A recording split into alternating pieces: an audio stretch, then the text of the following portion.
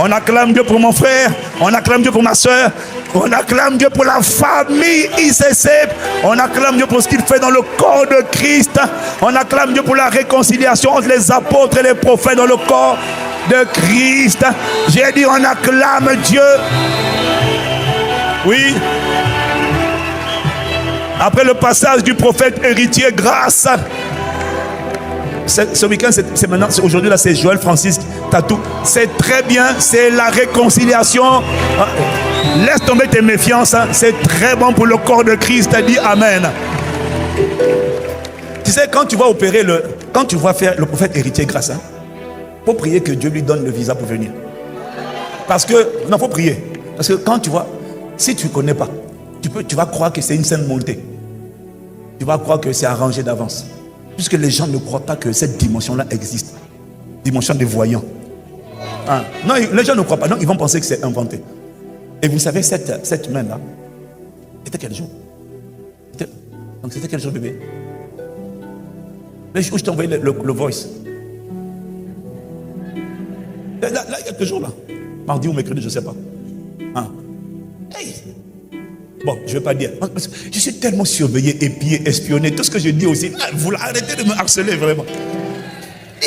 Tu sais que tous les gens qui se connectent là ne sont pas bien intentionnés. Hein. Il y en a, je suis leur plus grande frustration parce qu'ils cherchent du pain à moudre. Ils cherchent de quoi casser. Bon, ils ont du mal. Donc dès qu'on dit on est dans le final tour, ils disent c'est pour sa retraite personnelle. Eh pauvre mon gars, vraiment, j'ai pitié de toi. Celui qui dit ça n'est jamais venu à la cité royale. Quand quelqu'un dit, tu dis final tour, et puis il dit, c'est pour ses dépenses, c'est pour sa retraite. Tu n'es pas venu à la cité royale. Si tu viens à la cité royale, ici, là, physiquement, tu vas ouvrir la bouche, tu vas dire, je me repens. Quand je vois ce que Dieu a fait avec la provision que les gens ont envoyée, tu vas fermer ta bouche. Donc c'est parce que tu es à l'étranger. Hein. Tu n'as pas visité la cité. Tu vois juste l'auditorium. La cité, c'est pas l'auditorium. Hein. C'est pas l'auditorium. Non, l'auditorium, c'est petit. C'est quoi, 20% de la cité? C'est beaucoup. La cité, c'est plus grand que l'auditorium. C'est beaucoup plus grand. Peut-être 10-15%. La cité, non, c'est impressionnant. Hein. Donc, tu ne connais pas. Aïe, aïe, aïe, aïe, aïe, aïe, aïe. Non, je ne dirai pas ce que je voulais dire. Mais je peux t'assurer que, non, Dieu a béni le corps de Christ. Il a dit les apôtres, il n'y a pas que, il y a les prophètes, il y a les évangélistes. Il y a les docteurs, il y a les pasteurs. Mais il a fondé l'église sur les apôtres et les prophètes. Et les apôtres et les prophètes maintenant alimentent tous les autres. Donc quand les apôtres et les prophètes marchent ensemble, c'est extraordinaire. Non, parce qu'il faut reconnaître que tu vois, chacun a ses grâces. Les apôtres ont l'autorité. Ce sont les lions. Les apôtres sont les aigles. Les prophètes sont les aigles. Ils vont dans les hauteurs. Ils peuvent te faire gagner du temps. C'est pour ça que Dieu, cette année, va réveiller comme jamais le ministère de prophète à ICC. Parce que pendant qu'on prie, on a l'autorité, on sait parler. Mais on parle à qui? On parle où? Je me suis rendu compte que bon, tout le monde n'a pas la même dimension. Mais il y en a vraiment, comme mon ami, là, mon frère Grâce, là, vraiment, il est terrible. 10 minutes aujourd'hui, cette semaine.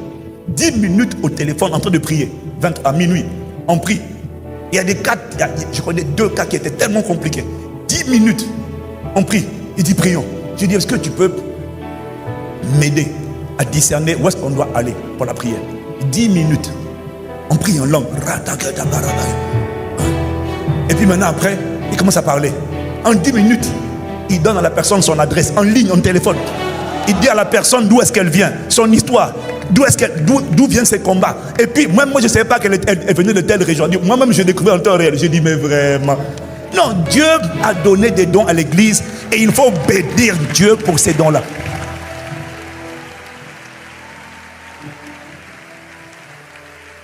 Maintenant, pourquoi je te parle de Joël Francis? Parce que, finalement, la vérité, c'est que Dieu l'a utilisé comme une porte de réconciliation avec le reste de plusieurs prophètes. Il faut reconnaître que ça vient de Dieu. Amen. Si tu maudis une porte, tu maudis une porte que Dieu a ouverte, mais tu ne peux pas maudire le pasteur, tu ne peux pas maudire Ivan Castanou et puis dire, mais je bénis Dieu parce qu'il a invité Sanogo, il a invité Marcelo. Mais non. La porte par laquelle tu as connu Sanogo, c'était Castano. Si tu maudis Castano, Sanogo ne va rien t'apporter. Il faut bénir Dieu pour les portes.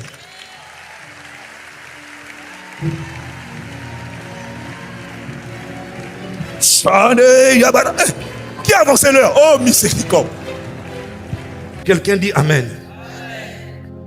Alors, le message que je dois te partager, prie que j'y arrive, est un message qui va déranger certains, surtout les religieux. Les gens qui ont la mentalité des esclaves, la mentalité de petitesse. Tu as tellement passé du temps dans l'esclavage, au démon, à la dépression, au rejet, à la peur, que quand on vient te dire que toi, tu es une royauté, tu es un roi, tu es un... Ça, c'est un évangile de développement personnel. Non, c'est un évangile du royaume. C'est un évangile des rois et des sacrificateurs. Donc, le titre de mon message s'intitule « Occupe ta place dans l'assemblée des dieux ». Voilà. C'est une invitation que Dieu te donne. Viens occuper ta place. Il y a une place qui t'attend dans l'assemblée des dieux. Hey,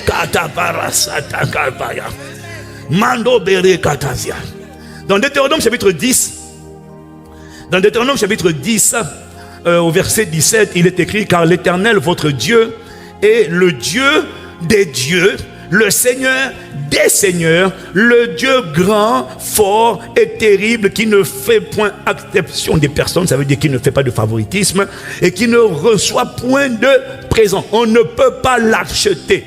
Si tu es là, tu dis Amen. Si tu es là, tu dis Amen.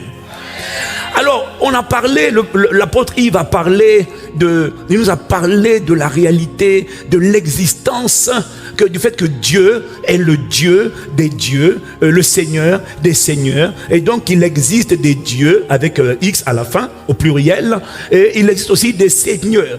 Donc, il a dit ça dans un esprit, dans un certain sens, pour nous expliquer que le monde est spirituel. Il est temps de comprendre que l'église dont Jésus a parlé, quand il a dit je bâtirai mon église, ce n'est pas un truc religieux. L'église n'est pas religieuse, l'église est spirituelle. Dieu n'est pas religieux, Dieu est esprit. Ça veut dire que Dieu est un être spirituel. Il n'y a aucune religion dans la Bible. Il n'y a que la dimension de la vie spirituelle. La Bible a été écrite pour te montrer que tu es un esprit qui vient de Dieu, tu habites dans un corps, et la Bible te parle de la réalité de ton origine et du but pour lequel tu as été envoyé dans cette terre, et quand tu auras quitté cette terre, ton esprit repartira à ton Créateur. Si tu es sauvé, tu iras dans l'éternité au paradis avec Dieu. Si tu n'es pas converti, né de nouveau, tu iras en enfer. Ton corps retournera à la poussière,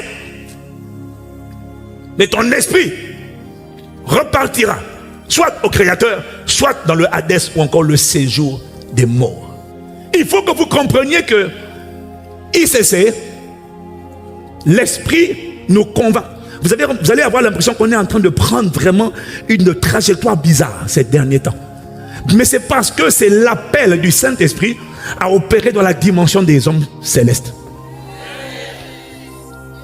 Dans 1 Corinthiens 15, verset 45, 46 ou 47, il dit, tels sont les célestes, tels sont les terrestres, tels sont... Ok, vas-y, c'est quoi? C'est verset combien? Le premier homme tiré de la terre, là il parle de Adam, est terrestre. Le second homme, ce qu'on appelle le dernier Adam, est du ciel. Maintenant, vas-y, verset 48, tel est le terrestre, tels sont les terrestres. C'est-à-dire que Adam a engendré des gens qui sont comme lui, qui sont attachés à la terre. Ils aiment le monde, ils aiment les choses de la terre. Mais tel est le céleste, tels sont aussi les célestes. Verset 49. De même que nous avons porté l'image du terrestre, nous porterons aussi l'image du céleste. Il faut marcher dans la dimension de l'homme céleste, l'homme spirituel. Parce que le monde n'est pas naturel. On vit dans un monde naturel, mais qui subit les interactions, les influences du monde spirituel. Même les païens ne savent. Voilà pourquoi il y a beaucoup de païens, de non-chrétiens, qui se moquent de nous. Pas des gens spirituels, mais des gens religieux. Parce que pour eux, le monde, c'est-à-dire que, non, mais il y a des réalités spirituelles. Le monde, la religion n'existe pas pour Dieu. Dieu n'est pas religieux. La religion, c'est religar, en latin, religar. Chercher les moyens de relier les hommes à Dieu. Non, Jésus-Christ n'est pas une religion. Jésus-Christ, ce n'est pas les hommes qui essaient de monter à Dieu. C'est Dieu qui est venu vers les hommes. Ça n'a rien à voir. Le monde est spirituel. Si tu ne sais pas que le monde est spirituel, tu subis des trucs bizarres, tu ne comprends pas ce qui t'arrive. Moi, je parlais avec une soeur avant-hier, elle m'explique. Non, mais il y a des trucs spirituels. Bon, bref. Elle m'explique que sa cousine, elle m'explique que, je crois qu'il y a son oncle là, qui pratique la sorcellerie et qui a des problèmes, qui a les 2 genoux qui ne vont pas bien, qui sont complètement détruits. Et puis, il a une fille dans la maison. Il a une fille dans la maison qui a des genoux qui vont bien. Et puis, je ne sais plus c'est quoi l'histoire qu'elle m'a racontée. Pardonne-moi si j'ai oublié l'histoire. Mais elle me dit que la jeune fille, elle appelle sa tante. Elle dit, Tantine, ils sont en train de prendre mes genoux. Parce qu'elle sent que ses genoux, elle sent quelque chose en train de se passer dans ses genoux. Elle est en train de bouffer ses genoux. Et c'est le tonton là. Donc elle vient, elle prie. Elle dit, je sens, mes genoux sont en train de partir. Et le papa là, l'oncle là, le monde est spirituel. Et quand ils ont prié, elle a prié, intercédé, prié. Et puis comment, pouf, la douleur, les impressions qu'elle sentait sont parties. Le monde est spirituel. Les gens blaguent avec vous parce que vous êtes religieux. Vous n'êtes pas dans la dimension des hommes de l'esprit. Voilà pourquoi maintenant il faut entrer dans la dimension des hommes de l'esprit. On ne subit plus les trucs. Tu entends que ton enfant, mais comment quelqu'un... Si tu ne comprends pas. Le monde est spirituel. Les gens sont des beefsteaks. Vous n'avez pas idée. Ce sont des, comme dit pasteur, des biscuits. Quelqu'un il arrive sportif de haut niveau. Et puis le petit il n'a rien. Il ne croit pas en Dieu. Il ne croit pas en Jésus. Il ne croit en rien du tout. Mais il faut que tu saches que les gens avec lesquels tu travailles là, eux, ils croient en quelque chose. Eux, ils font tout pour assurer leur carrière, pour assurer leur protection. Ils vont construire des hôtels sataniques. Maintenant, toi, tu crois en rien. Moi, je suis là. Et puis, brusquement, maintenant, le gars qui dit, moi, je crois en rien. On l'appelle en équipe de France. Soudainement, son genou. Bouf, c'est fini. Biscuit. Disqualifié. En arrêt. Il y en a, leurs carrières se sont arrêtées comme ça. Ça va s'arrêter. Parce que tu ne peux pas t'appuyer sur ton talent seul. Parce que les gens ne s'appuient pas sur leur talent seul. Non, laisse.